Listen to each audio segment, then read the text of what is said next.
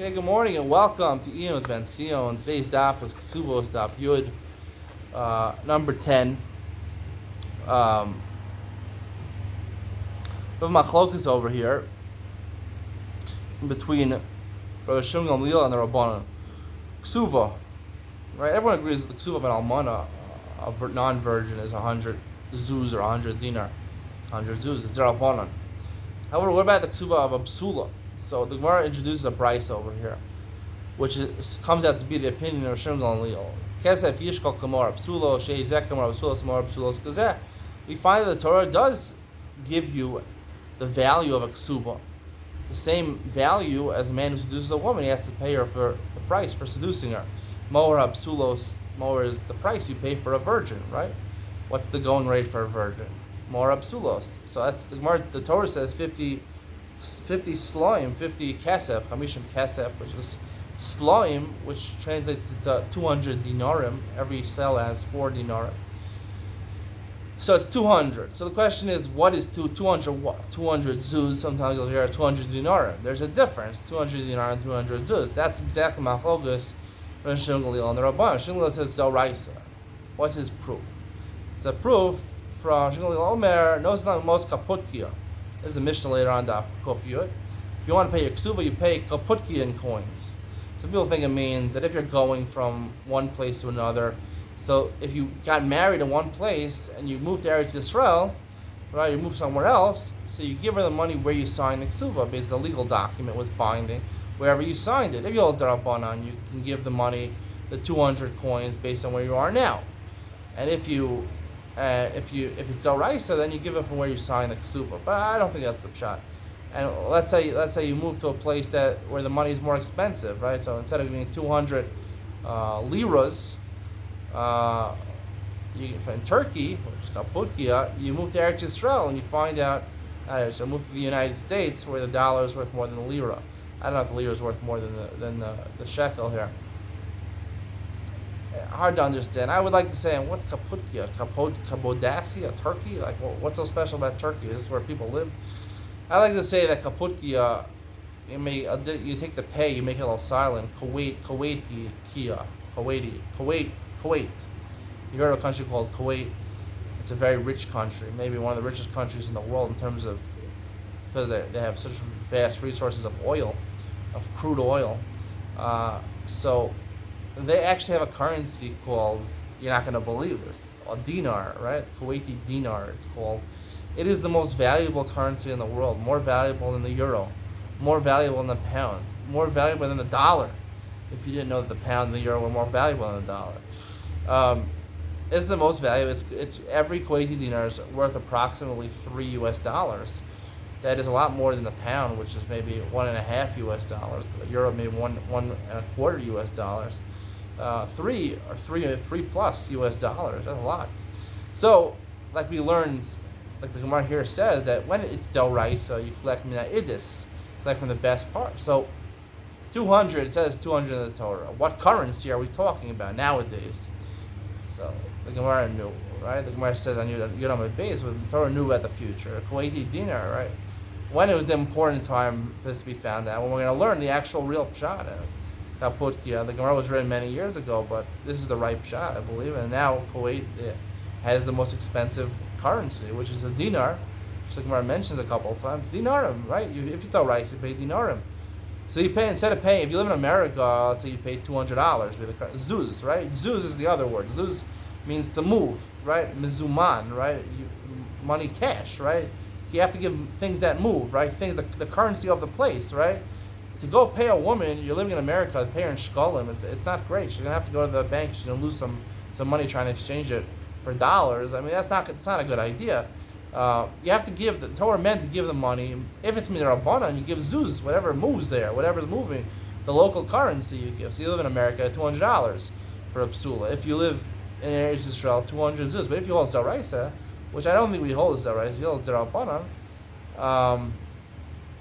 So therefore, you'd have to give her, instead of in America, instead of even in Israel or America, you have to give her $600 worth, or a little more than $600, which is the value of 200 dinarim, Kuwaiti dinars. Now,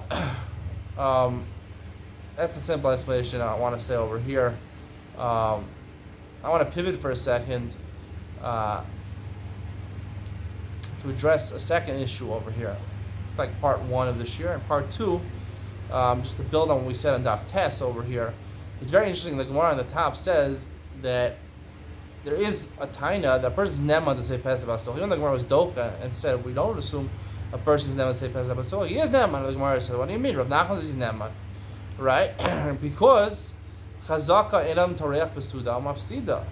A man who's gonna pay for the wedding, presumably the man's a grown man. He's 35 years old, he's getting married. He's a grown man by himself. His parents not paying. He's paying for the wedding. He's gonna ruin the whole wedding.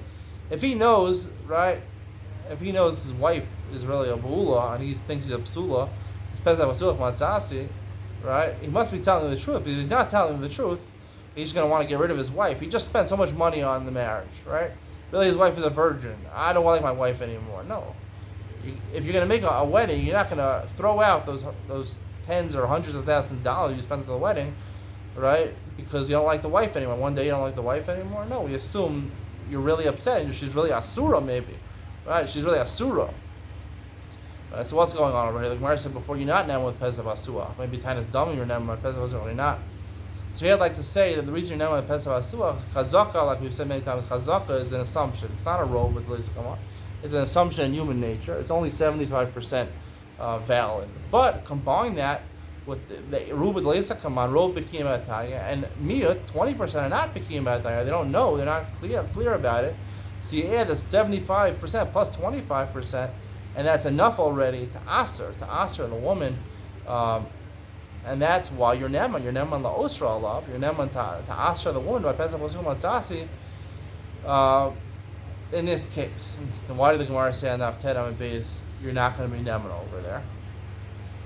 So they have to come and say that to make a chiluk, that it depends what you're coming to do with your taina. If you're coming la'aser, to aser her to you, right? Meaning we're talking about a case where it's one suffix. The Gemara says clear enough to now there's only one suffix. If there's two sfekos, it's sfek sveka. You know, even if you add everything together, you only have 70% proof and not 95% proof. And 70% proof is not enough, right? It's not even enough to aser. So it has to be a suffix echad. So you're coming la'aser. You want to aser her, and there's a reason you're asering. So then we chazaka and antarech with sudam of sida. The reason you're not going to throw out your money. Obviously, she's aser. You don't want to remain married with a woman who's aser to you. So therefore, we believe you. However, when the situation is where it's a normal case, where it's a svek sveka, savik tachla, savik entala, savik ras, savik ba'onas, so it's a svek sveka. So therefore, you're not coming to aser. You can't aser her. The only question over here is the dinei mamnas over here. So therefore, throw out the chazaka and amtarech pasudam afsida because you're going to remain married with her, even if you prove that the woman is a ba'ula. Right, we're going to see on Daf Yud Aleph, right? Maybe you can get the Kesuba down from about 200 to 100, or maybe you get the Kesuba down from 200 to 0. I don't know if it's going to be a mekach tos. Tosos here said in Daf Yermas Chazaka says it's only talking about a case where you're going to get it down. Opinion holds you'll get it down from 200 to 100. But according to the opinion, you'll get it down to 0, then it wouldn't apply. But there is maybe a makom to say, even if it's down to 0, you can still remain married. And there's another ksuba that comes in. There's two takanas chazal. The takanas chazal to give a ksuba of masai, we're arguing a shingal liyal. And then there's a takana, even where she doesn't deserve a ksuba at all, chazal masakin, she gets a ksuba, she shouldn't be kalab einav lahafsida, lahotzia. Right? That's a separate takana. We'll talk about the two takanas of the ksuba. So that's just to clarify over here what we're talking about over here, that the chazaka, when the Gemara says chazaka and antarech b'sudam mafsida, is only talking about a case where it's coming la'asar. Then otherwise no chazaka because you're not wasting. You're going to stay remain married to her. And this explains the two Gemaras on the bottom of towards the bottom of Yom Aleph, where the Gemara has a ma'aser of Nachman himself who said that a person's neman chazaka and antarech b'sudam mafsida is neman. He says that a person that gave him malchus, and according to the second opinion, they gave him malchus, and he's not believed, right? So the Gemara says, "Kan b'bachar, kan b'nosoi," all right. So we're gonna have to say that case is talking about, right? Why by a bachar he's not believed. The reason he's not believed over there is because he's not married. We'd have to say bachar. The pshat and bachar over here means he's not married. Not that he's getting married now. It's that he's not married. So therefore, there's no chazak and derech masum afsida. and therefore he's not Neman. And when the Gemara says the next time the Gemara Gamliel says Bezin wasn't Wazasi, and he says you're not Neman over there, why don't we say Chazakin and the Rabbans don't see that? You have to say over there that we're talking about where he's not coming la'aser alav. It's talking about a case where it's a sveik. So you can't aser. It's just about the money over there. And Gamliel is the one who says, right, Shema Yitisa, right, maybe you, like we said before, that if you're coming with the Tainas Pesach Basuach, you're not Neman, because Shema Yitisa wrote Bikim Ba'ataya, so therefore maybe we assume it was you. So therefore, and the reason it's necessary, this point I want to add in, it's Ram Gamliel, who would hold maybe like Shim Gamliel as Doraisa. According to Ram Gamliel, it's necessary to say, we'll stop here. We're getting too complicated. Hope you enjoyed today's share. See you in the next one. Bye.